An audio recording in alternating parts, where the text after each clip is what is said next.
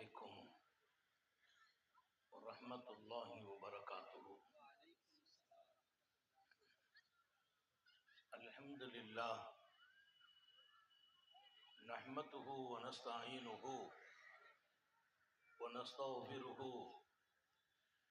ونؤمن به ونتوكل عليه ونعوذ بالله من شرور أنفسنا ومن سيئات أعمالنا. من يهده الله فلا مضل له ومن يضلل فلا هادي له. ونشهد أن لا إله إلا الله وحده لا شريك له ونشهد أن سيدنا ونبينا ومولانا محمدا عبده ورسوله أرسله بالحق بشيرا ونذيرا وداعيا إلى الله بإذنه وسراجا منيرا. صلى الله على سيدنا محمد وآله الأبرار وأصحابه الأخيار وأزواجه الطيبات الطاهرات. أوصيكم عباد الله وإياي أولا بتقوى الله. أما بعد فأعوذ بالله من الشيطان الرجيم.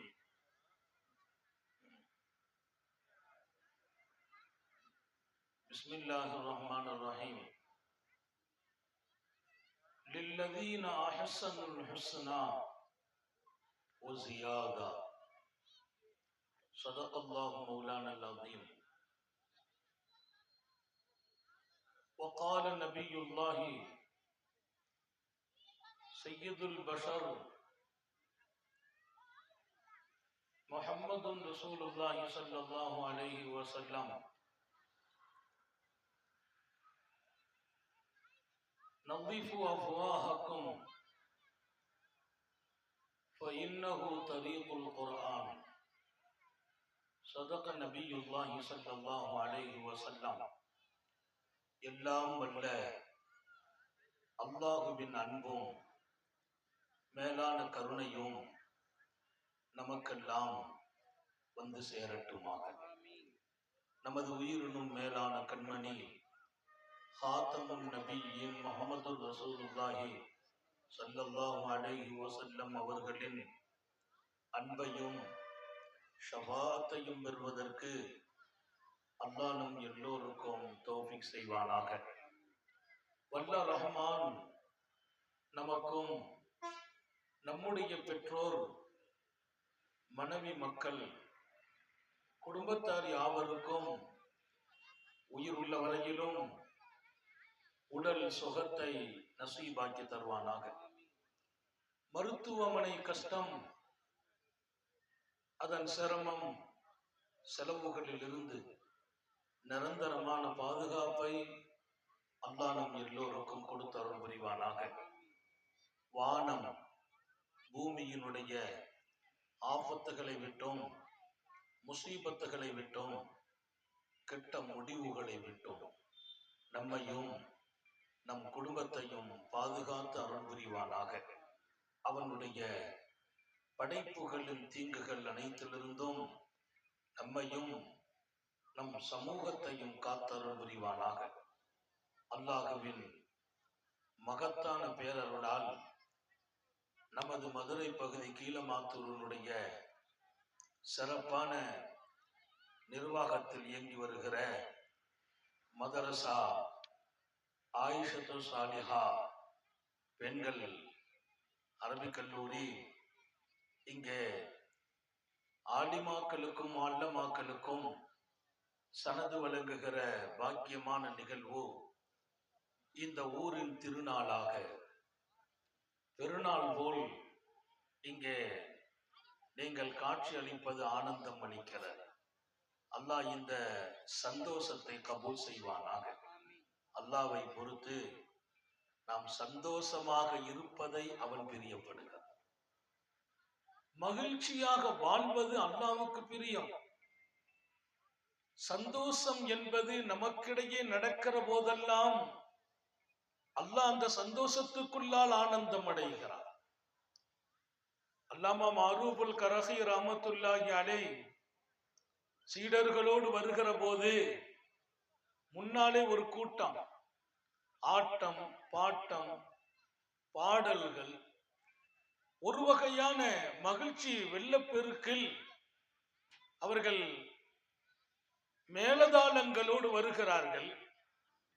வருத்தப்பட்ட அவர்களின் சீடர்கள் சொன்னாங்க, பாருங்கள் ஆட்டம் எங்கே, எப்படிப்பட்ட நிலைகளில் தங்களை மாற்றி இருக்கிறார்கள், அனுமதிக்கப்படாத மேலதாளங்களோடு அல்லவா இவர்கள் தங்களை ஆக்கிக் கொண்டிருக்கிறார்கள் என்று வருத்தப்பட்ட அந்த சீடர்கள் ஞானி மாரூபுல் கரஹி இடத்திலே சொல்லிவிட்டு பதுவா செய்யுங்கள், இவர்களெல்லாம் அழிந்து போக பதுவா செய்யுங்கள் என்றார்கள்.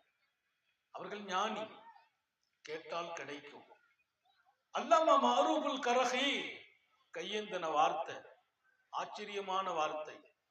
அல்லாஹும்ம ஃபர்ரிஹும் ஃபில் ஆখিরা கமா ஃபர்ரஹதஹும் ஃபித் துன்யா. ரப்பே, பார்க்கிறேன் அவர்களை, எத்தனை சந்தோஷம், எத்தனை மகிழ்ச்சி.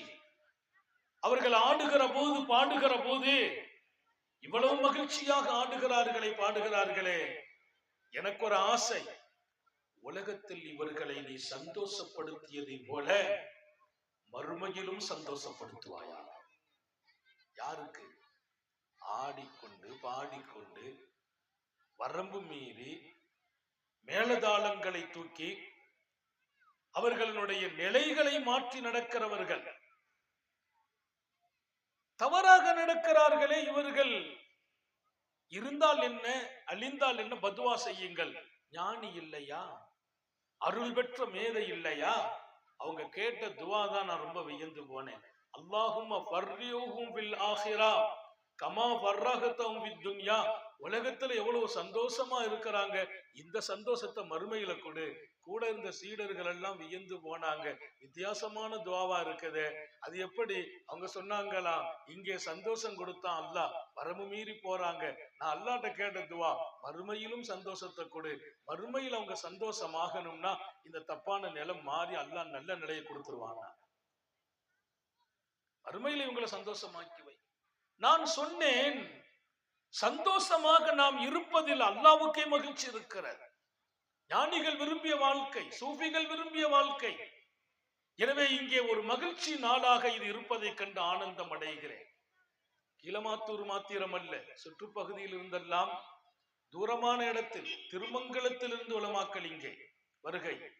பல பகுதியில் சிறப்பான இந்த நிகழ்ச்சியை தலைமை தாங்குகிற நமது ஜமாத்தின் தகுதிமிக்க தலைவர் அப்துல் மஜீத் சாஹிப் சிறப்பாக இதை வழிநடத்தி மிகச்சிறந்த சமூகத்தை, அடுத்த தலைமுறைகளை வார்த்தெடுக்கிற நமது வீட்டு பெண்களை பண்படுத்தி பக்குவப்படுத்தி இதிலே தன் முழு கவனத்தை கொண்டிருக்கிற நிர்வாகத்தோடு தோள் கொடுத்து சங்கை மிக்க மரியாதை நிறைந்த நம்முடைய பள்ளியின் இமாம் அன்பு சகோதரர் சலீம் ராஜா மன்பை ஹதரத் அவர்கள், அனைத்து நிர்வாகிகள், ஒரு ஜமாத்து இயங்கணும், ஒரு மதரசா இயங்கணும்னா அதன் தூண்கள் நிர்வாகிகள், சங்கை மிக்க நிர்வாகிகள், அதன் பொறுப்பாளர்கள். எனக்கு முன்னே இங்கே அழகாக சமூகத்தினுடைய மதரசாக்களை எப்படி வழிநடத்துகிறோம் என்று பேசிய அன்பு சகோதரர் இப்ராஹிம் சாதி அவர்கள், மேடையிலும் கீழையும் இருக்கிற நிறைந்த கண்மணிகள், தாய்மார்கள் இருந்து ஒரு சபை இவ்வளவு அமைதியா இருக்குன்னா சந்தோஷமா இருக்கு. பெண்கள் இருந்து இவ்வளவு அமைதி இருக்கும் என்றால் அது ரொம்பவே மகிழ்ச்சி. இங்கே இருக்கிற அத்தனை பேர்களுக்கும் நான் துவா செய்து, சங்கை மிக்கவர்களே, வாழ்க்கை ஒரு அழகான, வாழ்வதற்காக அல்லாஹ் கொடுத்தான். என் வாழ்க்கையின் எல்லா பகுதியையும், என்னுடைய இலக்கெல்லாம் அதை அழகான இடத்தை நோக்கி நகர்த்த வேண்டும். வாழ்க்கையை நான் அழுக்காக்கி விடக்கூடாது, இருட்டாக்கி விடக்கூடாது. அல்லாஹ் சொல்வான், யுஹ்ரிஜுகும் மினல் துலுமாத்தி இலன் நூர், உங்களை இருட்டிலிருந்து வெளிச்சத்திற்கு கொண்டு வந்து விட்ட பின்னாலே அல்லாஹ் உங்களை இருட்டிலிருந்து வெளிச்சத்துக்கு கொண்டு வந்திருக்கிறார். நாம் வாழ்கிற வாழ்க்கை வெளிச்சம் மீண்டும் இருட்டாக்குவதா? மீண்டும் இருட்டாக்குவதா? வரம்பு மீறி வாழ்கிற வாழ்க்கை அழகாக முடியுமா? படைத்தவனை மறந்து வாழ்கிற வாழ்க்கைக்கு அழகு இருக்க முடியுமா? நினைத்ததையெல்லாம் செய்ய வேண்டும். மார்க்கத்தை தாண்டி, ஷரியத்தை தாண்டி, கட்டுப்பாட்டை தாண்டி, அல்லாஹ்வை தாண்டி, ரசூலை தாண்டி நான் விரும்பியதை வாழ்கிற வாழ்க்கைக்கு ஒரு அழகு கிடைக்க முடியுமா? இங்கே இருக்கிற சகோதரிகள், என் அன்பு இளைஞர்களுக்கெல்லாம் கேட்டு நான் ஞாபகப்படுத்துவேன், இந்த வாழ்க்கை மிகச்சிறந்தது. குறைந்த நாட்கள் வாழ்வதற்கு தரப்பட்ட அவகாசம் ரொம்ப குறைவு. மார்க்கத்தில் ஒரு நடைமுறை சுன்னத்துங்கிறாங்க, முஸ்தஹப்புங்கிறாங்க. ஒரு புள்ள பிறந்தால் வடது காதிலே பாங்கு சொல்ல வேண்டும், இடது காதில் இகாமத்து சொல்ல வேண்டும். அது வரவேற்கப்படும் செயல் என்று நமது மார்க்கத்தினுடைய மாமனிதர்கள் எழுதினார்கள். பாங்கு வலது காதில், இகாமத்து இடது காதில் சொல்லப்பட வேண்டும். அதன் ரகசியம் என்ன? அதற்குள்ளே இருக்கிற பொருள் என்ன? இன்றைக்கும் நாம் செய்கிறோம். அல்லாஹ் அக்பர், அல்லாஹ் அக்பர்.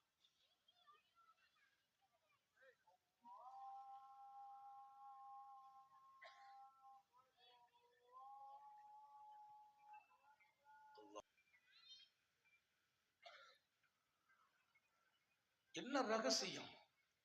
ஒரு குழந்தை பிறந்தால் வடது காதிலே பாங்கு சொல்ல வேண்டும், இடது காதில் இகாமத்து சொல்ல வேண்டும்.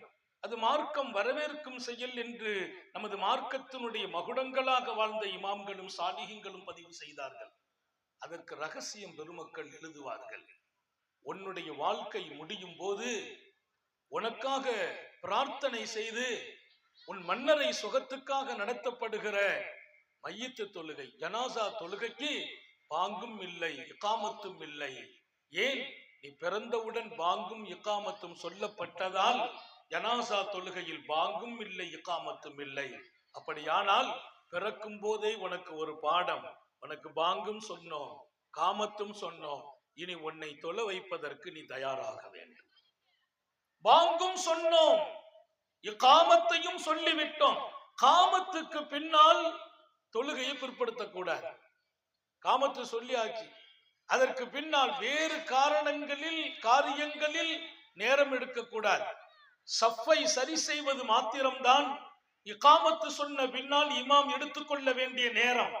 அது மாதிரி இங்கே பாங்கும் காமத்தும் சொன்ன பின்னால் கொஞ்சம் சுருக்கமான காலமே உனக்கு இருக்கிறது. மகனே கவனம், என்னுடைய பிறந்த போதே நான் குறைந்த காலம் உடையவன் என்று உணர்த்தப்படுகிற பாடம் உங்கள் நினைவில் இருக்கட்டும். வாழ்கிற காலம் சொற்பம், அது எவ்வளவு அழகாக வேண்டும். நான் கொஞ்சம் சிரித்த முகத்தோடு வாழ்ந்தால் 1000 பேரின் வாழ்த்துக்களை பெறுகிறேன், 1000 பேர்களின் பிரார்த்தனைகளை பெறுகிறேன். வீட்டுல கொஞ்சம் கலகலப்பா இருந்தால் நான் வீட்டுல இருக்கணும்னு ஆசைப்படுகிறார்கள். நண்பர்களின் வட்டாரத்தில் நான் கொஞ்சம் விசாலமாக நடந்தால் நான் எப்போதும் அந்த வட்டாரத்திலே இருக்க வேண்டும் என்று நண்பர்கள் பிரியப்படுகிறார்கள். என் வாழ்க்கையின் வெளிரங்கம் போன்ற இந்த காரியங்களில் நான் அழகாக நடக்கிற போது எத்தனை வரவேற்புகள் இருக்கிறது. இங்கே அல்லாஹ்வும் ரசூலும் இந்த வாழ்க்கையை அழகுபடுத்துவதில் கவனம் செலுத்துகிறார்கள். கொஞ்சம் காலம் வாழ்கிறோம். அத்துன்யா கதில்லி ஜாயில், உலக வாழ்க்கை என்பது கொஞ்ச நேரம் வெயில்ல வந்து அந்த வெயிலின் களைப்பை தனித்துக் கொள்வதற்கு மரம் நிழல் தரும் இடத்தில் கொஞ்ச நேரம் நீ ஒதுங்குவதை போல் என்றார்கள் நபிகள் நாயகம். வெயில் ரொம்ப களைப்பாச்சு, இங்க கொஞ்சம் மரத்தின் நிழல் சாய்ந்து நிற்கிறார், அதுல போய் கொஞ்ச நேரம் நாம் ஒதுங்குவோம். எதற்கு? அந்த வெயிலின் சூட்டை தணிப்பதற்கு. கதில்லி ஜாயில், அந்த நிழல் இன்னும் கொஞ்ச நேரத்துல போயிடும், அந்த இடத்துல இருக்காது. நிழல் நான் கொஞ்சம் களைப்பாறதுக்கு முந்தி கூட சில நேரத்துல நிழல் நீங்கி விடும். நீங்கும் நிழலுக்கு சமம் உனக்கு கொடுக்கப்பட்ட இந்த உலகம் என்று சொன்னவர்கள் உத்தம நபிகள் ஸல்லல்லாஹு அலைஹி வஸல்லம். அன்பர்களே, நினைவில் கொள்ளுங்கள், மிக சொற்ப காலம் மாநபி ஸல்லல்லாஹு அலைஹி வஸல்லம் இரவு வீட்டில் படுக்கிறார்கள். அன்னையர் ஆயிஷா அந்த இரவு குறித்து வர்ணிக்கிறார்கள். நபிகள் நாயகம் ஸல்லல்லாஹு அலைஹி வஸல்லம் படுத்தவர்கள் எழுந்திரித்து உட்காருகிறார்கள், மீண்டும் கொஞ்ச நேரம் படுக்கிறார்கள், மீண்டும் எழுந்திரித்து கொஞ்ச நேரம் நடக்கிறார்கள். நான் வியந்தே போனேன். நபியின் அந்த செயல் எனக்கு புதிராக இருந்தது. ஏன், என்ன நடக்கிறது? நபி பெருமானார் ஸல்லல்லாஹு அலைஹி வஸல்லம் அவர்களுக்கு ஏதேனும் சங்கடம் ஏற்பட்டு இருக்கிறதா? உடல் ரீதியான உபாதைகள் வந்து விட்டதா? கொஞ்ச நேரம் படுக்கிறார்கள், கொஞ்ச நேரம் எழுந்திரித்து அமர்கிறார்கள், கொஞ்ச நேரம் இங்கும் அங்குமாக நடக்கிறார்கள். அகிலத்தின் அருட்கொடை, அல்லாஹ்வின் பேரன்பை பெற்றவர்கள். அவர்களை யாராவது குறை சொன்னால் நபி பதில் சொன்னதில்லை, அல்லாஹ் பதில் சொன்னார். அத்தனை அன்புக்கு சொந்தமானவர்கள். யாராவது அவர்களை கை நீட்டி பேசினால் அல்லாஹ் அவர்களை கை நீட்டி கண்டித்தான். திருக்குர்ஆன் எத்தனை வசனங்கள்! நபி பெருமானார் அன்பாளர், நபி பெருமானார் ஸல்லல்லாஹு அலைஹி வஸல்லம் அருளாளர். உலகத்தின் மீது, உலகத்தில் வாழ்ந்தவர்கள் மீது ரொம்ப ரொம்ப இரக்கமுடையவர்கள். ஆனால் அல்லாஹ் அவர்கள் மீது மிகப்பெரிய அன்பாளன். அத்தனை ரப்பின் அன்பை பெற்ற எம்பெருமான் ராத்திரி தூங்கவில்லை. கொஞ்ச நேரம் தூக்கம், கொஞ்ச நேரம் விழிப்பு, கொஞ்ச நேரம் நிற்கிறார்கள், கொஞ்ச நேரம் நடக்கிறார்கள். ஐஷா நாயகி வியந்து போகிறார்கள். ஒரு கட்டம் கேட்டுட்டாங்க, என்ன யா ரசூலல்லாஹ், ஏதாவது உடல்ல வருத்தம் ஏற்பட்டு இருக்கிறதா? உடம்பு வலி இருக்கிறதா? ஏதேனும் பிரச்சனையா என்று கேட்டபோது சாந்த நபிகள் ஸல்லல்லாஹு அலைஹி வஸல்லம் சொன்ன பதில் உலகத்தை திரும்பி பார்க்க வைத்தது. இன்றைக்கு கொஞ்சம் பணம் வந்தது பஹ்ரைன் நாட்டிலிருந்து. அது ஏழைகளுக்கு போய் சேர வேண்டிய பணம். இன்று பஹ்ரைனில் இருந்து கொஞ்சம் பணம் வந்தது. அன்றைக்கும் பஹ்ரைன், இன்றைக்கும் அதே பேருதான் பஹ்ரைன். பஹ்ரைன் நாட்டிலிருந்து கொஞ்சம் பணம் வந்தது. அது ஏழைகளுக்கு போய் சேர வேண்டிய பணம். நான் ஏழைகளுக்கெல்லாம் கொடுத்து விட்டேன். இன்னும் சில பேர்களுக்கு போக வேண்டிய பணம் அது போய் இன்னும் சேரவில்லை. அது என் தலையணைக்கு கீழே வைத்திருக்கிறேன். என் அன்பு சகோதரர்களே, தெய்வீகத்தையே வாழ்க்கையாக கொண்டவர்கள், ஒரு நொடி கூட ரப்பை மறக்காமல் வாழ்ந்தவர்கள், அல்லாஹ்வின் பேரன்பில் நனைந்தவர்கள். அவர்களின் வார்த்தை இங்கே உங்களுக்கு முன்னால் நான் விவரிப்பேன். எனக்கு அந்த பணம் என் தலையணைக்கு கீழே இருப்பதால் தூக்கம் வரவில்லை, பயம் வந்து விட்டது. ஏழைகளுக்கு போய் சேர வேண்டிய இந்த பணம் அவர்களுக்கு போய் சேருவதற்கு முன்பாக எங்கே எனக்கு மரணம் வந்து விடுமோ என்று பயந்தேன்.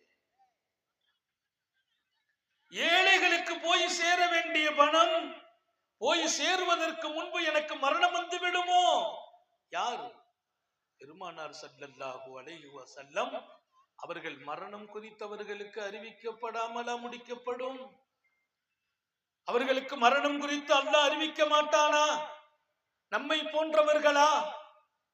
ஐயுக்கும் மிஸ்லி, என்னை போல் யார், எனக்கு நிகர் யார் கேட்கிறார்கள் பொதுவெளியில், பொது அரங்கில். ஐயுக்கும் மிஸ்லி, என்னை போல் ஒருவர் உண்டா? அன்பானவர்கள், அடக்கமானவர்கள், பணிவானவர்கள், 1000 முறை பணிந்தவர்கள், தனக்கு அல்லாஹ் கொடுத்த அந்தஸ்தை சொல்ல வருகிற போது அதை சொல்வதில் துணிச்சலானவர்கள். யார் என்னை போல்? எனக்கு நிகர் உங்களில் யாரும் இல்லை, நான் அல்லாஹ்வின் பேரன்புக்கு சொந்தமானவன் என்று சொன்னவர்கள். இங்கே மௌத் உங்களுக்கு எப்படி வரும் என்று அல்லாஹ் சொல்லாமல் மரணம் கொடுத்து விட போகிறான். படித்து தந்த பாடம் தலையணைக்கு கீழே ஏழைகளுக்கு போய் சேர வேண்டிய அந்த பணம் இருக்கிறது. அது காலையிலே கொண்டுதான் கொடுக்க முடியும். அதற்குள் எனக்கு மரணம் சம்பவித்து விடுமோ என்று பயப்படுகிறேன் ஆயிஷா. அந்த வார்த்தை நமக்கு கற்றுக் கொடுக்கிற பாடம், தலையணையிலே தலை வைக்கிற போது கூட மரணம் மறந்து விடக்கூடாது என்கிறார்கள். சொற்ப கால வாழ்க்கை. நான் சொல்வது மௌத்தை கொண்டு உங்களை பயமுறுத்துவதல்ல. மௌத்தை பற்றி பேசினாலும் பேசாவிட்டாலும் வரும் நேரம் வந்தே தீரும். ஐனமா தக்கூனு யுத்ரிக்குமுல் மௌத், எங்கே இருந்தாலும் மரணம் உங்களை தேடி வரும். மரணமும் இரணமும் ஒரு வழிப்பாதை, மரணமும் இரணமும் ஒரு வழிப்பாதை. யத்லுபு, ரசூல் ஸல்லல்லாஹு அலைஹி வஸல்லம் சொல்வார்கள், யஜ்லிபுஹு ரிஸ்குஹு கமா யஜ்லிபுஹு அஜலுஹு. ஒரு மனிதனை மரணம் தேடி வருவதை போல் இரணமும் தேடி வரும். எனக்கு ஒரு சாப்பாடு இந்த ஊர்ல நான் சாப்பிடணும்னா 1000 தடைகளை தாண்டி அல்லாஹ் அந்த சாப்பாடு அடைவதற்கு என்ன கொண்டு சேர்த்துமா. இரணம் உங்களை தேடும், மரணம் தேடுவதை போல. நமக்கு இரணத்துல பல பேருக்கு இன்னும் நம்பிக்கை பிறக்கிறது இல்லை.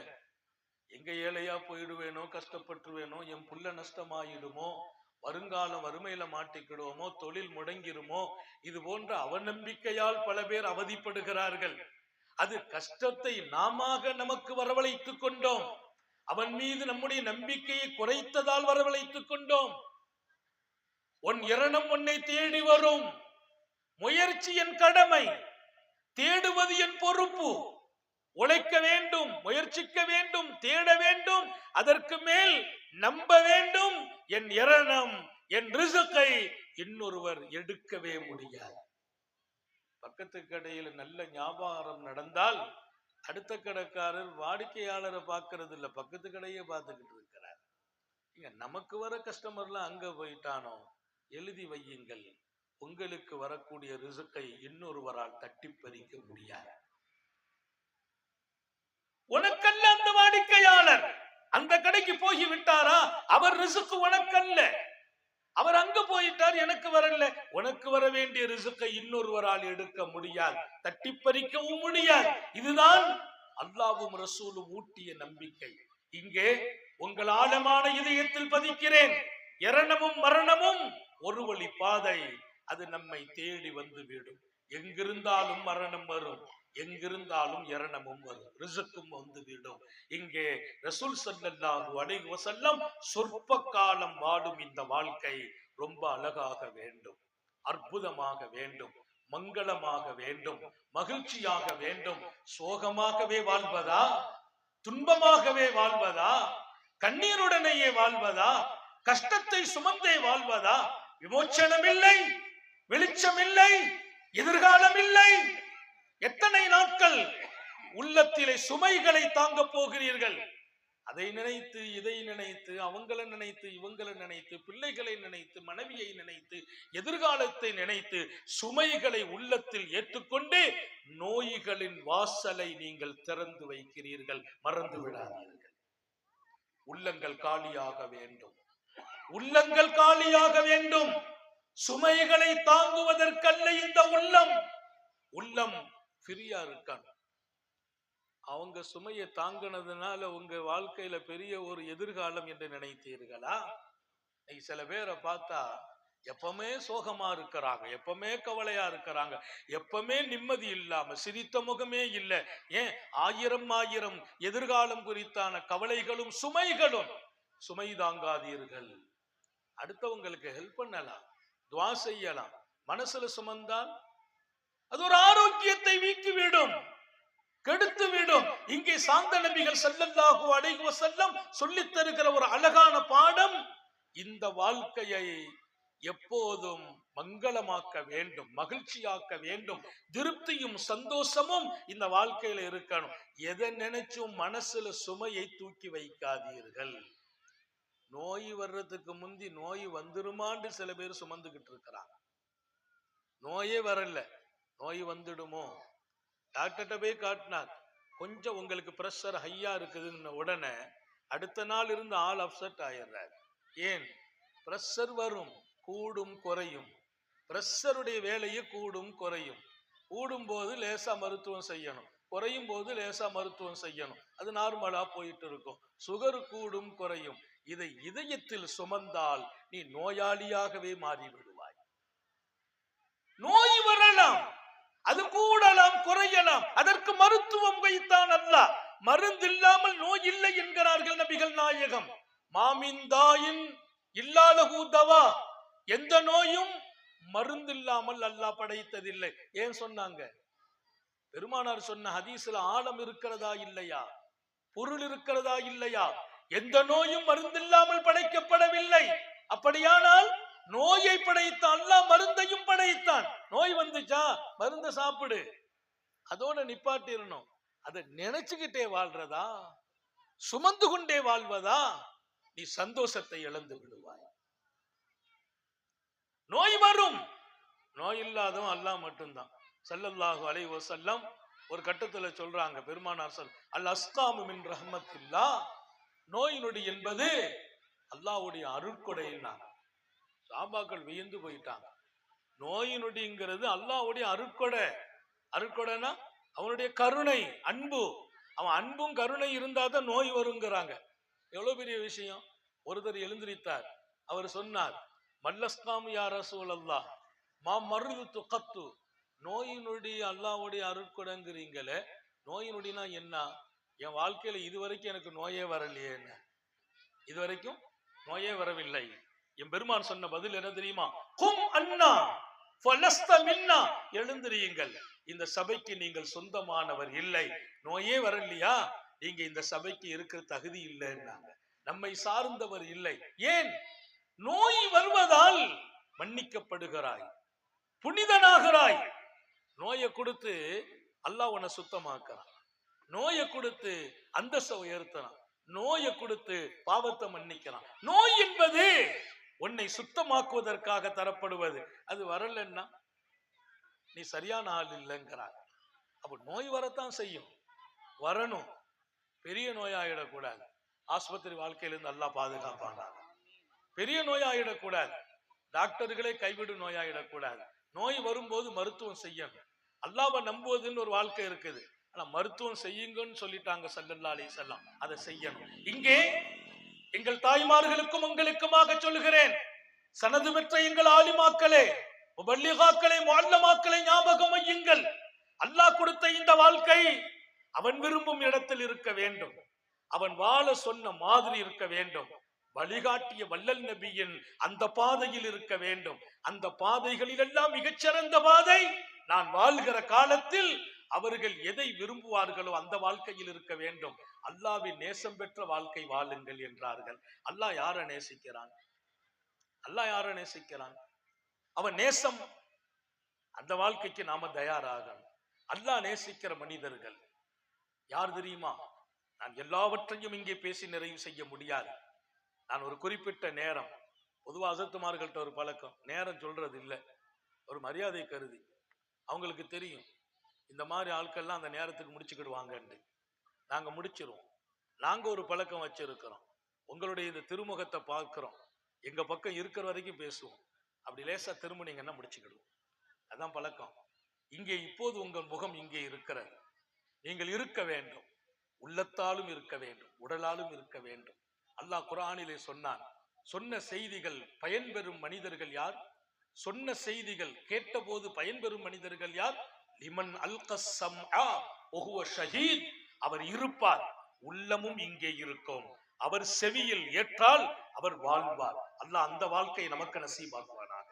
உடல் இருக்க வேண்டும், உள்ளங்க இருக்கணும். உடல் இங்க இருக்குது, உள்ளம் திருமங்கலத்தில் இருக்கக்கூடாது, உள்ளம் மதுரையில இருக்கக்கூடாது, உள்ளம் மாத்தூரை விட்டு வெளியில போயிடக்கூடாது. இல்லை, இந்த மஜ்லிஸை விட்டுமே வெளியில போயிடக்கூடாது. அல்லாஹ் எல்லாருக்கும் தௌஃபீக் செய்வானாக. உள்ளத்தால் உடலால் இருப்பவர்கள் அவர் செவியேற்றால் அவர் வாழ்வார். அல்லாஹ் சொன்னான், அவன் சொன்னதுதான் சத்தியம்.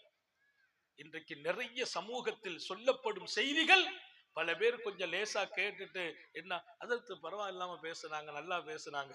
மாறுக்கு போடுவதற்கல்ல நாங்கள் பேசுவது, உங்கள் இதயத்தில் அல்லாஹ்வையே கொண்டு வர வேண்டும் என்பதற்கு எங்கள் பயணம்.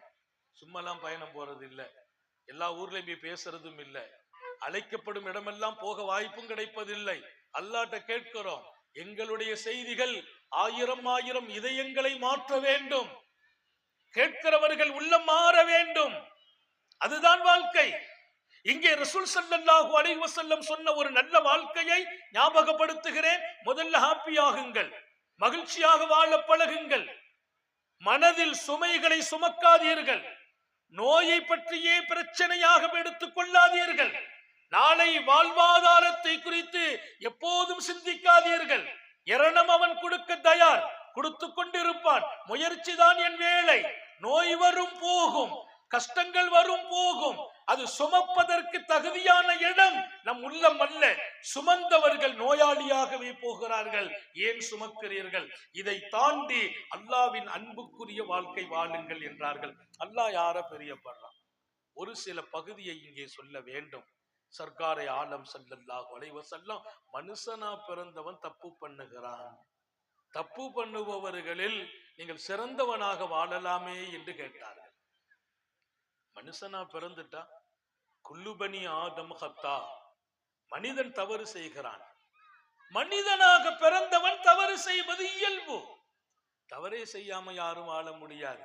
எவ்வளவுதான் நான் கட்டுப்பாடாக வாழ்ந்தாலும் சக்திக்கு மேல ஏதாவது தப்பு நடந்தது, ஏதாவது ஒண்ணு கூட குறைய பேசிடுறேன், கூட குறைய பார்த்து விடுகிறேன், இன்னும் சில விஷயங்கள்ல யாருடைய மனசையாவது கொஞ்சம் காயப்படுத்திடுறேன், இதற்கு மேல அல்லாவோடு தக்பீர் கட்டி நிக்கிறேன், கல்வை எங்கோ சுத்த விட்டு நிக்கிறேன், எதெல்லாமோ நடந்து போகிறது. தவறுங்கிறது மனிதனோடு இருக்கிறது என்று சொன்ன எம்பெருமான், தவறு செய்பவர்களில் நீங்கள் நல்லவர்களாக ஆகலாமே. நாங்க அது எப்படி?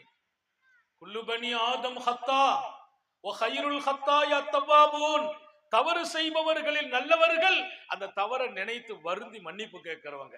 அல்லாஹ் தௌபீக் செய்வானாக.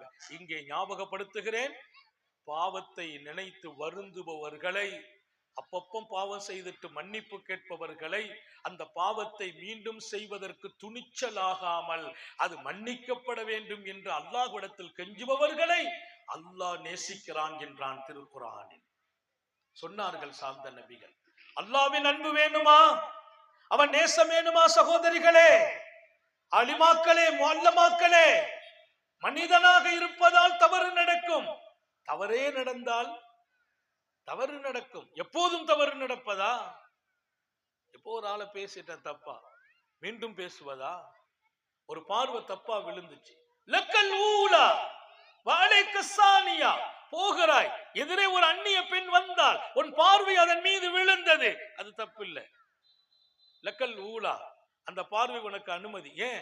சக்திக்கு மீறி யதார்த்தமா நான் வர்றேன், அவங்க வந்தாங்க, ஒரு பார்வை பார்த்துட்டோம், முடிஞ்சு போச்சு. வஅலைக்க ஸானியா, இன்னொரு முறை இரண்டாவது நீ பார்த்தால் அது உனக்கு கேடாக விளையும் என்றார்கள் நபிகள் நாயகம். தவறு நடக்கும், திருந்த வேண்டும், மன்னிப்பு பெற வேண்டும். மன்னிப்பு பெறுவீர்களா? மன்னிப்பை கேட்பீர்களா அல்லாஹ்விடத்தில்? நீங்கள் அவன் அன்புக்கே சொந்தமாகிறீர்கள். அல்லாஹ்வுடைய அன்பு கிடைத்தால் வாழ்க்கை ஜெகஜோதியாயிடும், ஜொலிக்கும். இருட்டில்லாத வாழ்க்கை, வெளிச்சமான வாழ்க்கை, இரவென்ன பகல் என்ன சுகமான வாழ்க்கை. இன்னைக்கு சுகம் இல்லையே வாழ்க்கையில, வாழ்க்கை ஹாப்பியா இல்லையே, கவலைக்குரிய வாழ்க்கையா போச்சே. ஏன்? அவன் அன்பை விட்டு விலகி போனோம். அவன் அன்புக்குள்ளே வாருங்கள், நாங்கள் 1000 முறை கூப்பிடுகிறோம். அவன் அன்பு உங்களுக்காக காத்திருக்கிறது. அவன் அன்பாளன் என்று குர்ஆனில் 1000 தடவை சொன்னான். நான் அன்பாளன். அவன் அடக்குமுறை செய்பவன் அல்ல, அநியாயம் செய்பவன் அல்ல. வமல்லாஹு பிவல்லாமின் லில் அபீத், அல்லாஹ்டியார்களுக்கு அநியாயம் செய்ய மாட்டான். குர்ஆன் சொல்கிறது, நான் அநீதி செய்ய மாட்டேன். அன்பு காட்டுபவன். அவன் அன்பு காத்திருக்கிறது உங்களுக்காக. ஏன் அனுபவிப்பதற்கு யோசிக்கிறீர்கள்? ஏன் பெறுவதற்கு இன்னும் தாமதம்? இன்னல்லாஹ யுஹிப்புத் தவ்வாபீன், அல்லாஹ் நான் தப்பு பண்ணி விட்டேன் என்று நீ மன்னிப்பு கேள், அல்லாஹ்வே உன்னை நேசிப்பான். சொல்வது வான்மறை திருக்குர்ஆன். அவன் அன்பு கிடைக்கும். கிஃபுல் என்று ஒருவரை பற்றி எம்பெருமான் சொல்வார்கள். அல்லாஹ் ஹாக்கிம் பதிவு செய்கிறார், இமாம் திருமதியும் பதிவு செய்கிறார். கிஃபுல் கான மின் பனி இஸ்ராயில், அவர் பனி இஸ்ரவேல் சமூகத்தை சார்ந்தவர். அவர் கொஞ்சம் செல்வாக்கு படைத்தவர், கொஞ்சம் அழகும் பெற்றவர், கொஞ்சம் பாவங்களுக்கு அடிமைப்பட்டவர். காசு இருக்குது, அழகு இருக்குதுங்கிற போது அது ஆபத்தாகவும் பல பேருக்கு போய் சேர்ந்து விடுகிறது. பணம் இருக்கணும், அந்த பணம் எனக்கு ஆபத்தாயிடக்கூடாது. அழகு இருக்கணும், அது டேஞ்சர் ஆயிடக்கூடாது. அல்லாஹ் நம்ம எல்லாரையும் பாதுகாப்பானாக. அவருக்கு அழகும் இருந்தது, பொருளாதாரத்தில் செழிப்பும் இருந்தது. கொஞ்சம் ஆடம்பர வாழ்க்கையிலும் ஆபாச வாழ்க்கையிலும் அழிந்து போனார்.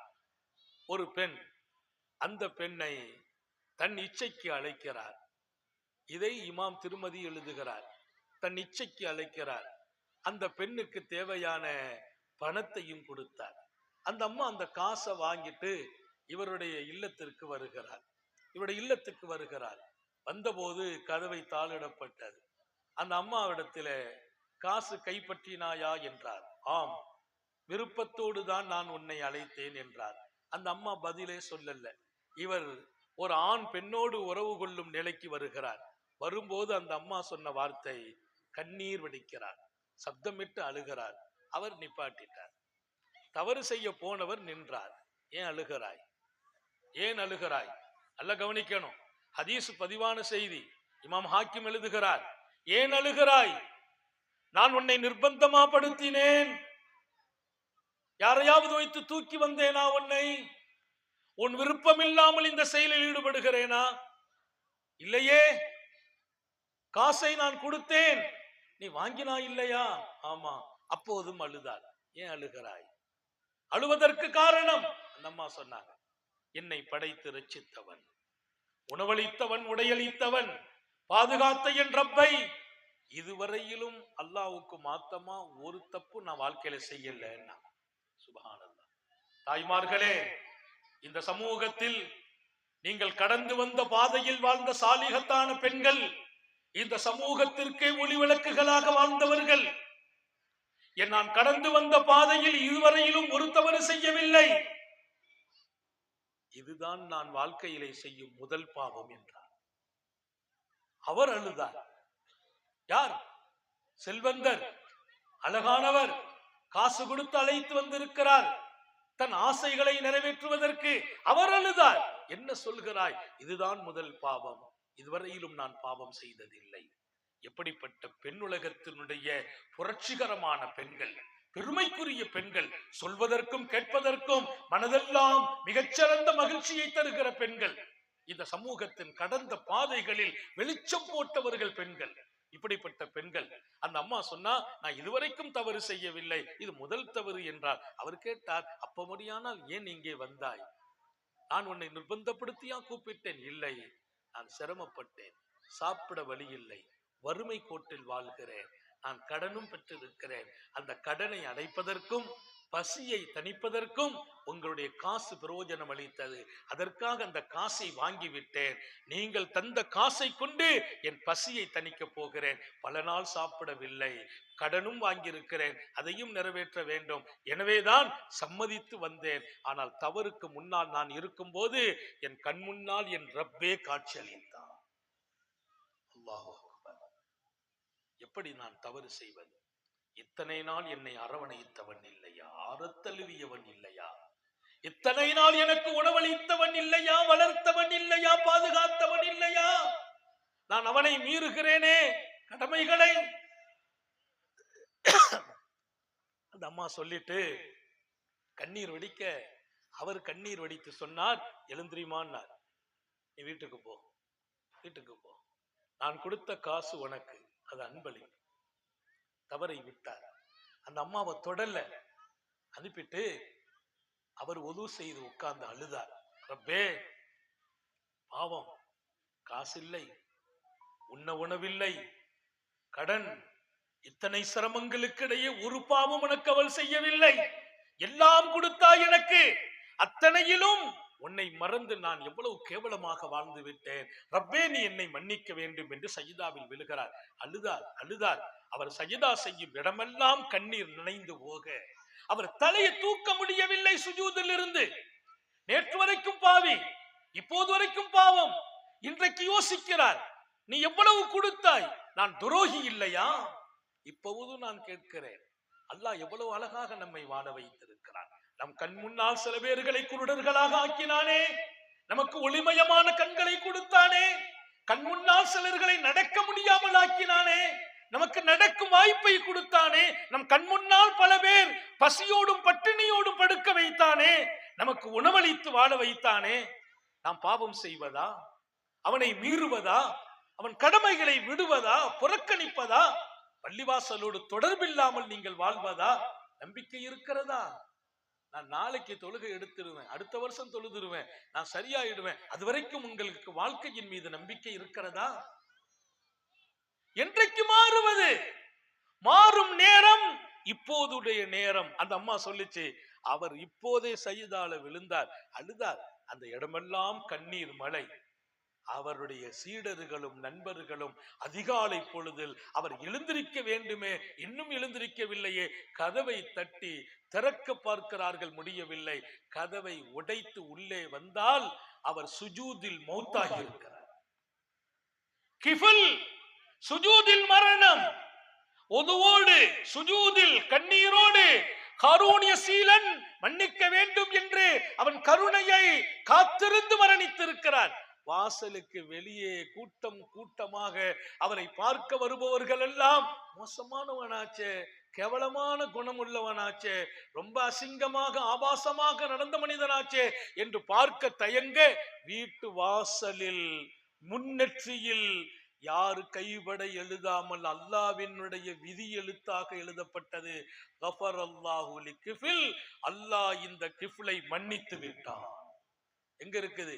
வீட்டு வாசல்ல. தண்ணியை வச்சு அழிச்சாங்க, அழியல்ல. பேப்பரை வச்சு அழிச்சாங்க, அழியல்ல. அது மனித கரத்தால் எழுதப்பட்டதல்ல, அல்லாஹ்வே பதிவு செய்தான். அல்லாஹ் இவரை மன்னித்தான். என் அன்பர்களே, அவன் மன்னிப்புதான் அவன் அன்பை தருகிறது. அந்த மன்னிப்புக்கு பின்னால் எத்தனை அன்பு! அவர் அல்லாஹ் மன்னிக்கிறான், அவர் மன்னிப்பு கேட்கிறார். நான் நிறைய பாவம் செய்துட்டேனே, அந்த அம்மா முதல் பாவத்தை நினைச்சு அழுதுச்சே, சஜிதால விழுகிறார், அல்லாஹ் தேர்ந்தெடுத்துட்டான். அவரை ஜூஸ் பண்ணார் ரப்புல் ஆலமீன், அவரை செலக்ட் பண்ணிட்டான், அவருடைய அன்புக்கு தேர்ந்தெடுத்தான். இங்கே இன்றைக்கு அவருடைய பெயர்ல நீங்க பார்த்தா அவர் மிகப்பெரிய அல்லாஹ்வின் நேசராக மாறுகிறார். ஒரே ராத்திரியில அல்லாஹ் அவரை உயர்த்தினான். மன்னிப்பு கேட்க வேண்டும். பாவம் என்பது மனித சுபாவம். பாவத்துக்கு மேல பாவத்தை சேர்த்துட்டா பெருமானா சொன்னாங்க, உங்கள் உள்ளத்தில் பாவம் செய்யும் போது கரும்புள்ளி வீழும், தொடர்ந்து செய்தால் அந்த புள்ளி இன்னும் பெருகி வீழும். உடனுக்குடன் மன்னிப்பு பெறுங்கள், அல்லாஹ்வின் அன்பு கிடைக்கும் என்று நான் ஞாபகப்படுத்துவேன். வாழ்க்கையில அடுத்த கட்டம் எப்போதும் பரிசுத்தமா இருக்கணும். இன்னைக்கு ஒரு வாழ்க்கையை நம்ம தயார்படுத்திட்டு போகணும். மிகச்சரியான நேரத்தில் நான் நிறைவுபடுத்துவேன். எனக்கு தெரியும், ஒரு குறிப்பிட்ட நேரத்தில், ரொம்ப நேரம் இல்லை, ஆனா நீங்க மனசுல சுமக்க வேண்டும். முதலில் நான் இன்றைக்கே தௌபா செய்வேன், நிறைய தவறு செய்து விட்டேன், மன்னிப்பை தேடுவேன். எங்கள் பட்டமளிப்பு விழாக்கள் எல்லாம் ஏதோ கூடி களைவதல்ல. இந்த பட்டமளிப்பு விழாவின் அங்கீகாரம் உங்கள் இதய துடிப்பில் அல்லாஹ்வின் மீது ஒரு நம்பிக்கை பிறக்க வேண்டும். அவன் அன்புகை நீங்கள் இங்கிருந்து பெற்றுட்டு விடைபெறணும். அல்லாஹ், நான் நிறைய தவறு செய்திருக்கிறேன், பார்வைகளால், சொற்களால், செயல்களால், உன் கடமைகளை மீறியதால் அனைத்துக்கும் மன்னிப்பு வேணும். இப்ப நீங்க தயாராக வேண்டும். அவன் அன்பே கிடைக்கும் என்றால் வேற என்ன கிஃப்டை எதிர்பார்க்கிறீர்கள்? வேற என்ன வெகுமதி எதிர்பார்க்கிறீர்கள்? அடுத்து வாழ்க்கையில சுத்தம் இருக்கணும், பேச்சு சுத்தமா இருக்கணும், செயல் சுத்தமா இருக்கணும், இடம் சுத்தம், உடை சுத்தம். நான் தொழுகணும்னா என் இடத்துல சுத்தம் இருக்கணும், என் ட்ரெஸ் சுத்தமா இருக்கணும், உடம்பு சுத்தமா இருக்கணும். சுத்தம் இல்ல தொழுகை இல்ல, சுத்தம் இல்ல தொழுகை இல்ல. பருவ பீரிடு காலங்கள், வீட்டு பெண்கள், அவர்களுக்கென்று மாதத்தில் சில நாட்கள் சுத்தம் இல்லாம இருப்பார்கள். தொழுகையே கடமை இல்லை. பெண்களுக்கு சுத்தம் இல்லையா? தொழுகை கடமை இல்லை. நோன்பு பிடிக்க கூடாது, சுத்தமான பின்னால பிடிக்கணும். ஏன்? சுத்தம் என் வணக்கத்தோடு ஊறியது, என் வாழ்க்கையோடு தொடர்புடையது. எல்லோருக்கும் சொல்கிறேன், சுத்தம் மிக முக்கியம். ஸல்லல்லாஹு அலைஹி வஸல்லம் சொன்னாங்க, நவ்வீஃபு அஃப்வாஹக்கும் வைன்னஹு தரீகுல் குர்ஆன். வாயை சுத்தமா வையுங்கன்னாங்க. வாயை சுத்தமா வையுங்க. வாய் நாற்றம் இருக்கக்கூடாது, வாயில துருநாற்றம் வரக்கூடாது. ஏன் தெரியுமா? இந்த ரூட்டு கிளியரா இருக்கு, இந்த ரோடு அழகாக்குறாங்க. என்னப்பா புதுசா ரோடு போடுறாங்க, அங்கனங்கன பவுடரை போட்டு ரோட கொஞ்சம் நேத்தை விட இந்த ரோடு ஜொலிக்குது. ஏன்? அந்த ரோட்ல அமைச்சர் வர்றாங்களா, ஒரு அதிகாரி வருகிறார், நாட்டினுடைய விஎம் வருகிறார், சிஎம் வருகிறார். அந்த ரோடு இன்றைக்கு பாத நீட்டாகுது. பெருமானார் சொன்னாங்க, உங்கள் வாயை சுத்தமாக்குங்கள். ஏன்? அது திருக்குர்ஆன் ஷரீஃப் வரும் பாதை என்றார். குர்ஆன் எங்கே வரும்? நாவுதான். உங்கள் வாயில் குர்ஆன். அதனாலதான் நான் சுபூல தஹஜ்ஜத்திலே பல் தொலைக்கிறது. ஏன்? தஹஜ்ஜத்திலே நம்ம தொழணும், குர்ஆன் ஓதணும். தக்பீர் கட்டிட்டா குர்ஆன் ஓதுவோம், பள்ளிவாசல் போய் இமாமத்து செய்கிறோம், குர்ஆன் ஓதுகிறோம். குர்ஆன் ஓதுகிற பாதை இதன் வாய். வாய் சுத்தமா இருக்கணும். வாயு சுத்தங்கிறது பல் தொலைக்கிறது மட்டும் இல்லை, பொய் சொல்லக்கூடாது. வாயு சுத்தமா இருக்கணும். பொய் சொன்னால் ஹதீஸ்ல வருது, துருநாற்றம் வீசும். உன் கூட இருக்கிற மலக்கு வெளியில போயிடுறார். அல்லாஹ்ட்ட அந்த மலக்கு சொல்றார், ஏன் வெளியில வந்தீங்க? இல்ல நாத்தம் அடிக்குது. என்ன நாத்தம்? அந்த ஆள் பொய் சொன்னா வாய் நாறுது. வெங்காயம் சாப்பிட்டா வாய் நாறுதுன்னு பல் தேய்ச்சிடறோம், பூண்டு சாப்பிட்டா வாய் வீசுதுன்னு பல்ல தேய்க்கிறோம். ஆனா பொய் சொன்னா வாய் வீசுதுன்னு நமக்கு தெரியல. ஏன்? நமக்கு நாத்தம் தெரியாது. அந்த நாத்தத்திலேயே ஊறி உருவி பழகி அதிலே புரண்டு பொய்யே வாழ்க்கையாக்கி, ஆனா அந்த பொய் சொல்லும் போது மலக்குகளுக்கு வீசுது. ஹதீஸ்ல வர்ற செய்தி. பொய் பேசினால் நாவிலே வாடை, வாயிலே வாடை. நظிஃபு அஃவாஹக்கும், உங்கள் வாய் சுத்தமா இருக்கணும். அது குர்ஆன் வர்ற பாதை. பொய் சொல்லலாமா? வீடு குடிக்கிறீங்க, வாய் நாற்றம் எடுக்குமா இல்லையா? மது அருந்துவோர்களை என்ன சொல்வது? போதையில் அடிமைப்பட்டவர்களை என்ன சொல்வது? கஞ்சாவுக்கு பின்னால் தன்னை இழந்த இளைஞர்களை நான் என்ன சொல்வது? எப்படி நீங்கள் குர்ஆனை ஓத முடியும்? நாற்றமான இந்த வாயிலே இன்றைக்கு போதைக்கும் கஞ்சாவுக்கும் அடிமைப்பட்டவர்களை நான் வேதனையை கொண்டு பார்க்கிறேன்.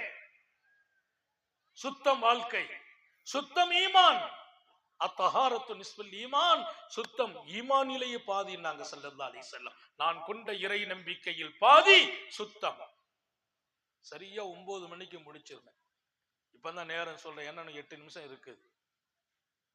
ஞாபகம் வையுங்கள், வாழ்க்கையை பிரகாசமாக்கும். 1 மணி நேரம். நான் துவக்கியது 8 மணி, முடிப்பது 9 மணி. ஒரு குறிப்பிட்ட அளவு இவ்வளவுதான். 1 மணி நேரங்கிறதே கூர்ன டயம். ஆனால் இங்கே உங்கள் மனதில் நான் பிரியப்படுவதெல்லாம் அழுக்குகளை நீக்குங்கள் என்கிறேன், வாயை சுத்தமாக்குங்கள் என்கிறேன். பொய் சொல்லாதீர்கள், யாரையும் குறை சொல்லாதீர்கள், கோல் சொல்லாதீர்கள், புறம் பேசாதீர்கள். இந்த வாயு சுத்தமானதாக இருக்க வேண்டும். இன்னொரு பக்கம் சுத்தம், மொத்தத்தில் வீடு சுத்தமா இருக்கணும். வீட்டெல்லாம் இன்னைக்கு போய் பார்த்தா எவ்வளவோ அசிங்கப்பட்டு கிடக்கிறது. வீடுகள்ல அழுக்கு துணிகளை போடாதீர்கள். எந்த வீடுகள்ல சாப்பிட்ட பாத்திரங்களை கழுகாமல் போட்டு இருப்பார்களோ, தாய்மார்களுக்கு சொல்லுகிறேன், உண்ட உணவு பாத்திரங்களை கழுகாமல் வாஷ்பேஷன்ல போட்டுட்டீங்களா, அந்த பாத்திரங்கள் கழுகாமல் கிடக்கிற போது உங்களுக்கு கொடுக்கிற ரிசுக்கின் பரக்கத்து இழக்கும் என்று எழுதுகிறார். பரக்கத்து போயிடும். இன்னைக்கு வீட்டுல பார்த்தா கழுகாத பாத்திரங்கள் சாப்பிட்டுட்டு அப்படியே கிடக்கும். காலையில தான் கழுகிறது. நம்ம பிள்ளைங்கள் எல்லாம் ஒரு காலத்துல இப்ப நான் சாப்பிட்டா அதை போய் நான் கழுகிட்டு தான் வர்றது. எங்க வீட்டுல கேட்பாங்க கழுகுறேன், அவங்களுக்கு இப்ப பழகிட்டாங்க. அதிர்ந்து சாப்பிட்டா நம்ம கழுக விட மாட்டாங்க. நானே பாதி அதை வலிச்சு சாப்பிடும் போதே கழுகுன மாதிரி ஆயிடும். அதுக்கு பின்னால் இருக்க கழுகிறது, நம்ம போய் கழுகிறது. அது வாஷ் பேஷன்ல போடுறது இல்லை. அதோட இன்னொரு விஷயம் என்ன, ராத்திரி படுக்கும்போது போய் வாஷ் பேஷனை பார்ப்பேன். 1-2 பாத்திரம் இருந்துச்சுன்னா பிஸ்மில்லா எல்லாம் கழுகி வச்சிருவேன். வீட்டுல எழுந்துச்சு பார்ப்பாங்க, கழுக போனா பாத்திரம் எல்லாம் கழுகி இருக்குது. வித்தியாசமா இருக்கு, எல்லாம் கழுகி இருக்கு. ஆரம்பத்துல கேட்டாங்க, ஏதாவது மலக்குமார்கள் வந்திருப்பாங்கன்னு சொல்லிடுறது. இப்போ அவங்களுக்கு பழகி போச்சு. வாஷ் பேஷன்ல பாத்திரம் கிடக்குதுன்னா அலிம்சா கழுகி வச்சிருவாங்கன்னு. நம்ம பெண்கள் யோசிக்கிறாங்க, இப்படி எங்க வீட்டு மாப்பிள்ளைங்க இருந்தா நாங்க ஏன் கழுகாம போடுறோம்? வீட்டு மாப்பிள்ளைங்க கொஞ்சம் கழுக ஹெல்ப் பண்ணா நாங்க ஏன் போட்டுக்கிட்டு இருக்க போறோம்? ஆனா அதுவும் கொஞ்சம் முக்கியம்தான். பெருமானார் ஸல்லல்லாஹு அலைஹி வஸல்லம் வீட்டுல எப்படி இருந்தாங்க? அன்னை ஆயிஷா ரலியல்லாஹு அன்ஹா சொன்னாங்க, கானஃபி அமலி அஹ்லிஹி, வீட்டுல நபி பெருமானார் குடும்ப வேலைகள்ல பங்கெடுப்பார்கள். குடும்ப வேலையில மனைவிக்கு கொஞ்சம் ஹெல்ப் பண்ணணும். சில விஷயத்துல சில பேர் பேசிட்டு போன பின்னால் நேரடியா பள்ளிக்கு வந்துடுறாங்க. அதிரத்துமா நல்லா இருப்பீங்க, பேசாதீங்க, பாடா படுத்திடுறாங்க. காலையில பூரா வேலையும் நம்ம பார்க்க வேண்டியிருக்கு. கொஞ்சம் கொஞ்சம் கழுகுனவங்களும் இப்ப விட்டுட்டு போயிடுறாங்க.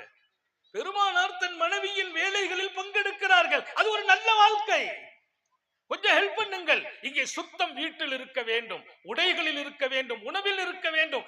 உங்கள் உணவு பாத்திரங்களை திறந்து வைக்காதீர்கள். நாங்க ஸல்லல்லாஹு அலைஹி வஸல்லம், டீ இருக்கா திறந்து வைக்காதீங்க, சாப்பாடு இருக்கா திறந்து வைக்காதீர்கள், பாத்திரங்களை மூடி வையுங்கள். நபி பெருமானார் பள்ளிவாசலுக்கு வருவதற்கும் உது செய்வதற்கும் தொழுவதற்கும் மாத்திரமல்ல நபி.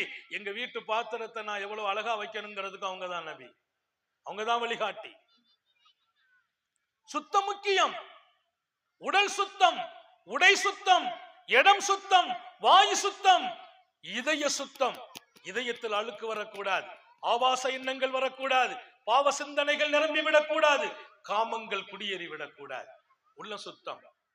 சுத்தம் அல்லாஹ்வின் நேசம் என்றார்கள் நபிகள் நாயகம். சுத்தமாக வாழ்பவர்களை அல்லாஹ் பிரியப்படுகிறான். சுத்தமாக வாழ முடியாதா நம்மாலே? அழகாகுங்கள், பிள்ளைங்களை சுத்தமா வாழ படித்து தாருங்கள். நான் நிறைவு பகுதிக்கு வருகிறேன். உபகாரிகளாக வாழுங்கள் என்றார்கள் நபிகள் நாயகம். அல்லாஹ்வுடைய பிரியம் கிடைக்கிற இடத்தை சொல்லிடுறேன், எல்லாத்தையும் சொல்ல முடியாது. இருக்கும் 5 நிமிடம் பாக்கி இருக்கிறது, முடிப்பேன். உபகாரிகளாக வாழுங்கள். இப்ப நான் நல்லா இருக்கணுங்கிற வாழ்க்கையை காட்டிலும் என் சகோதரன் நல்லா இருக்கணும். நான் நல்லா இருக்கணும்னு நினைச்சு நான் வாழ்ந்தால் இன்றைக்கு நான் அங்க வந்து பேச மாட்டேன், வீட்டிலே இருந்துருவேன். ரிசுக்களிப்பும் அல்லாஹ். இங்க வந்து ரிசுக்களிக்கணும் அல்லாஹ்வுக்கு தேவையில்லை. வாசலை தட்டி கொண்டு ரிசுக்கை போடுவான். அதை தாண்டி நீங்க நல்லா இருக்கணும், சமூகம் நல்லா இருக்கணும். ஒவ்வொரு தனி மனிதனும் நிம்மதியாக வாழ வேண்டும், மகிழ்ச்சியாக வாழ வேண்டும். படைத்தவனை மறக்காமல் வாழ வேண்டும், யாருக்கும் நோவினை கொடுக்காமல் வாழ வேண்டும் என்கிற ஒரு வாழ்க்கை தான் எங்களை அல்லாஹ் இங்க அனுப்பி வைக்கிறான். உங்களுக்கு சொல்வேன், உபகாரம் மிகப்பெரிய வாழ்க்கை. எப்போதுமே உபகாரத்தன்மை இருக்கான். அல்லாஹ் குர்ஆன்ல சொன்னா, வா அஹ்சின் கமா அஹ்ஸன் அல்லாஹ் இலை, உபகாரம் செய்யி. எப்படி செய்யணுங்கிறான். எப்படி செய்யணும்? ஒருத்தருக்கு கொடுக்கணும். எப்படி கொடுக்கணும்? ட்ரெஸ் கொடுக்கணும், சாப்பாடு கொடுக்கணும், கஷ்டப்பட்டவங்களை பார்த்து கொடுக்கணும். நம்ம பக்கத்து வீடுகள், நிறைய வீடுகளை பார்த்தா வருத்தமா இருக்குது. அவங்க சாப்பிடாமே இருக்கிறாங்க. அந்த தூரத்துல சில வீடுகள்ல 2 நாளா சாப்பிடல. நம்ம வெளிச்சமா இருக்கிறோம், நம்ம செழிப்பா இருக்கிறோம், நம்ம பார்வை அங்க போறதே இல்லை. அவங்கள பத்தி சிந்திக்கிறதே இல்லை.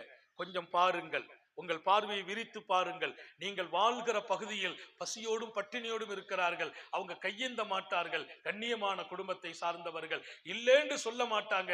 வறுமையை மறைத்து வாழ்பவர்கள். நீங்கள் தேடி கொடுங்கள் அல்லாஹ். லிசாயிலி வல் மஹரூம், நீங்கள் கொடுக்க வேண்டும். கேட்டு வந்தார்களே அவர்களுக்கும் கொடுக்கணும். ஒல் மஹரூம், கேட்க மாட்டார்கள்.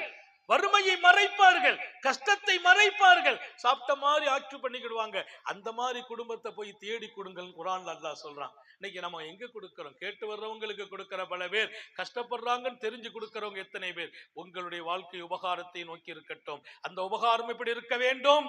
அல்லாஹ் சொன்னான், வா அஹ்சின் கமா அஹ்ஸன அல்லாஹ் இலை, அல்லாஹ் உனக்கு உபகாரம் செய்தமா நீ உபகாரம் செய்யணும். அல்லாஹ் உனக்கு இப்படி உபகாரம் செய்தான், நீ தொழல்ல உபகாரம் செய்தான், நீ நோன்பு வைக்கல உபகாரம் செய்தான், அவனை மறக்கிறாய் உபகாரம் செய்தான், தூங்குகிறாய் உபகாரம் செய்கிறான், துரோகம் செய்கிறாய் உனக்கு அல்லாஹ் உபகாரம் செய்யறான். அல்லாஹ் நீ உபகாரம் செய்வதற்கு நீ சரியா நடந்தாதான் செய்வேன்னு சொன்னா ஒருத்தரும் அல்லாஹ்வுடைய உபகாரத்தை பெற்றிருக்க முடியாது.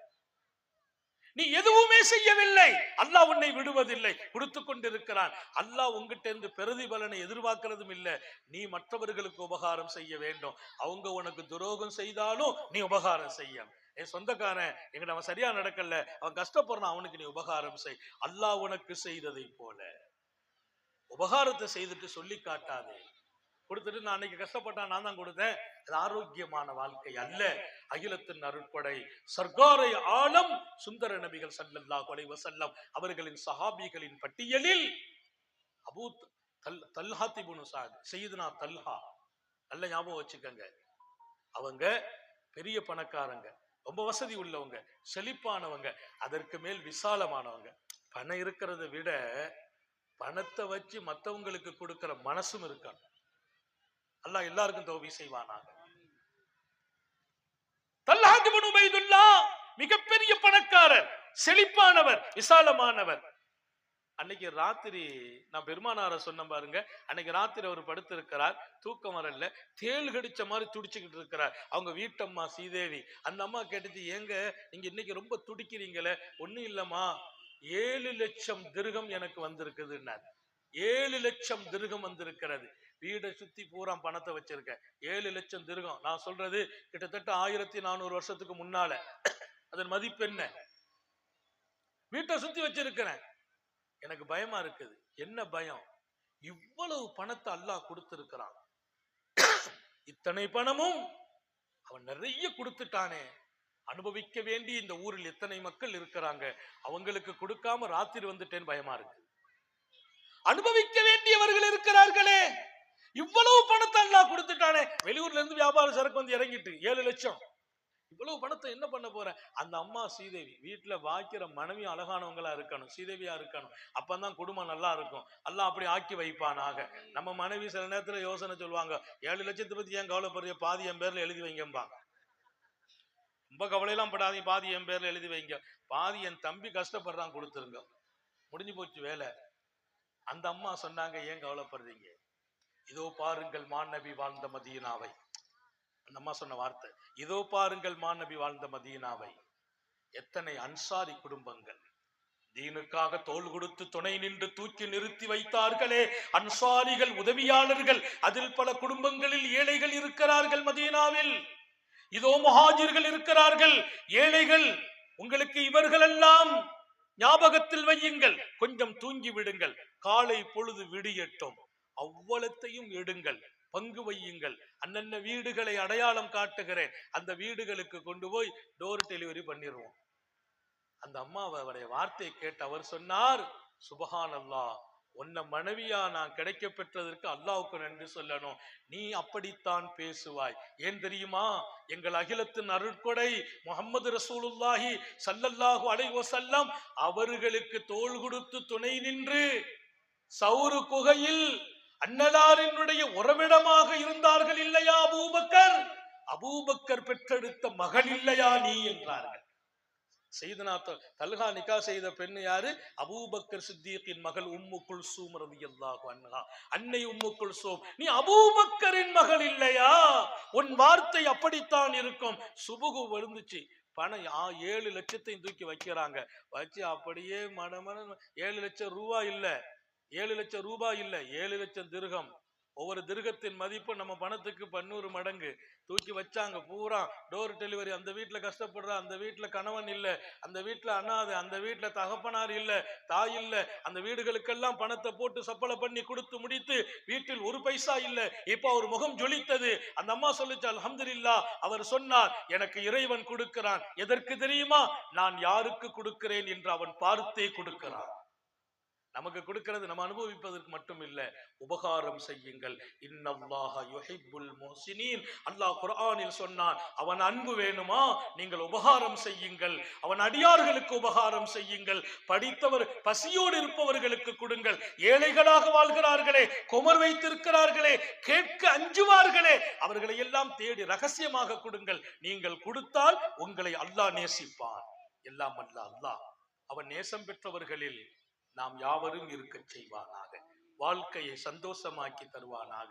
சுமைகளை மனசுல வைக்காமல் நிம்மதியாக வாழ செய்வானாக. கொடுப்பது அவனே, கொடுப்பது அவனே, எடுப்பதும் அவனே. நோயை கொடுத்தவனும் அவனே, சுகமளிப்பவனும் அவனே, துன்பத்தை கொடுத்தவனும் அவனே, துன்பத்தை எடுப்பவனும் அவனே. அவன் இருக்கிறான் எப்போதும் என்னோடு, என் அருகாமையில் என்னை பார்த்து கொண்டிருக்கிறான். என் செயலை ரசித்துக் கொண்டும் இருக்கிறான். நான் ஏன் கவலை? நான் ஏன் சுமக்க வேண்டும்? அத்தனையையும் அவனிடத்தில் பொறுப்பு சாட்டுங்கள். நீங்கள் செயல்படுங்கள். அல்லாஹ் எல்லோருக்கும் தௌஃபீக் செய்வானாக.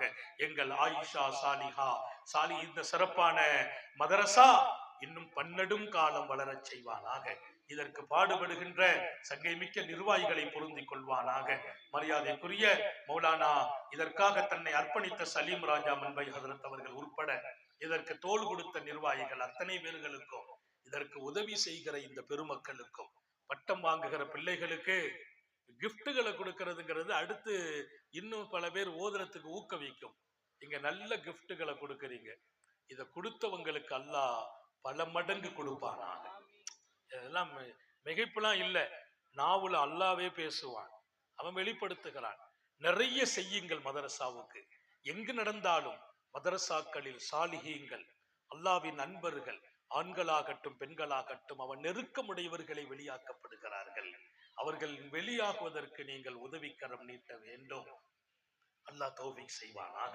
இங்கே பல பகுதிகளில் இருந்து 1 மணி நேரத்தையும் நான் தொட்டு நிறைவுபடுத்துகிற வரையிலும் இவ்வளவு அமைதியாக மேடையிலும் கீழையும் நான் மகிழ்ச்சி பெறுகிறேன்.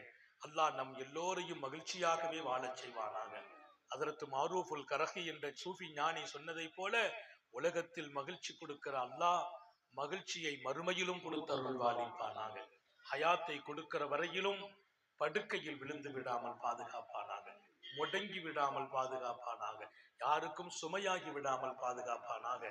ஆஸ்பத்திரி வாழ்க்கையிலிருந்து, அதன் செலவு சிரமங்களில் இருந்து நம்மையும் நம் குடும்பத்தையும் பாதுகாப்பானாக.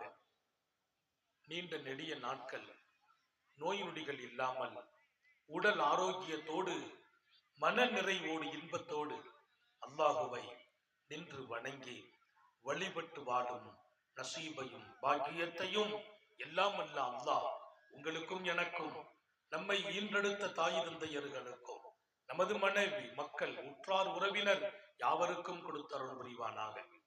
எல்லாம் அல்ல அல்லாஹ் நாம் பெற்ற பிள்ளைகளை கண்குளிர்ச்சி ஆக்கி வைப்பானாக. நமது பிள்ளைகளின் இல்மிலும் ஈமானிலும் அமலிலும் ரிசுகிலும் இரக்கமுள்ள ரப்பு பரக்கத் செய்வானாக. நமது பிள்ளைகள் ஆணாகட்டும் பெண்ணாகட்டும் அவர்களுக்கு உரிய காலத்தில் பொருத்தமான ஜோடிகளோடு திருமணங்களை நசீபாக்குவானாக. கணவன் மனைவிக்கு இடையே அன்பு பாசங்களை ஏற்படுத்துவானாக. எங்கையெல்லாம் திருமணமாகி சின்ன வயசோ பெரிய வயசோ குடும்பத்துல அன்பு இல்லாமல் சந்தோஷம் இல்லாமல் கணவன் மனைவி பிரச்சனையா வாழ்றாங்களோ அது அல்லாஹ்வுக்கும் ரசூலுக்கும் திருப்தி இல்லை. சந்தோஷமா வாழ்ந்தா அல்லாஹ் ரசூல் திருப்திப்படுவாங்க. எந்த குடும்பத்தில் பிரச்சனை இருக்குமோ இன்றே நீக்கி மகிழ்ச்சியான குடும்பமாக மாற்றி வைப்பானாக. நம்முடைய பிள்ளைகளுக்கு குழந்தை பாக்கியங்களை வழங்குவானாக. ஆண் பெண் குழந்தைகளை வழங்குவானாக. குழந்தை பாக்கியங்களுக்கு எந்த தடை இருந்தாலும் தடையை நீக்கி கொடுக்கும் சக்தி உள்ள ரப்பே, நீ அந்த நசீபை வழங்குவாயாக. உயிருக்கு உயிரான உயிரினும் மேலான கண்மணி ஹாத்தமுன் நபியின் சர்க்காரை ஆலம் சுந்தர நபிகள் ஸல்லல்லாஹு அலைஹி வஸல்லம் அவர்களை கனவிலும் நனவிலும் கண்டுகளிக்கும் பெரும் பாக்கியத்தை அல்லாஹ் நம் எல்லோருக்கும் கொடுத்தருள் புரிவானாக. இங்கே ஆலிமாக்களாக, முஅல்லமாக்களாக, முபல்லிகாக்களாக சனது பெறுகிற பிள்ளைகளை அல்லாஹ் அவர்களை கொண்டு 100 இதயங்களில் அவன் நினைவை ஹயாத்தாக்கும் வாழ்க்கையை வழங்குவானாக. முபல்லிகாக்களை முஅல்லமாக்களை பெற்றெடுத்த பெற்றோர்களுக்கும் அல்லாஹ் மிகச்சிறந்த இரு உலகத்தையும் வழங்குவானாக. இந்த மதரசாவில் உங்கள் பிள்ளைகளை இன்னும் கொண்டு சேருங்கள், அவர்கள் ஒளிமயமாக வாழ்வார்கள் என்று சோபனம் சொல்லி உங்களுடைய உயர்வான துஆவை ஆதரவு வைத்து, குறிப்பாக உலமாக்களின் உயிரோட்டமான துஆவை ஆதரவு வைத்து என் வார்த்தைகளை நிறைவுபடுத்துகிறேன். வாஹிரு தஅவானா அனில் ஹம்துலில்லாஹி ரப்பில் ஆலமீன். அஸ்ஸலாமு அலைக்கும் வரஹ்மத்துல்லாஹி வபரகாத்துஹு.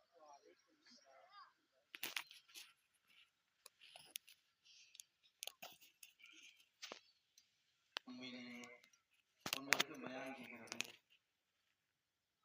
இன்னொரு உயிரோட்டமான பேச்சுகள் கேட்கிறது.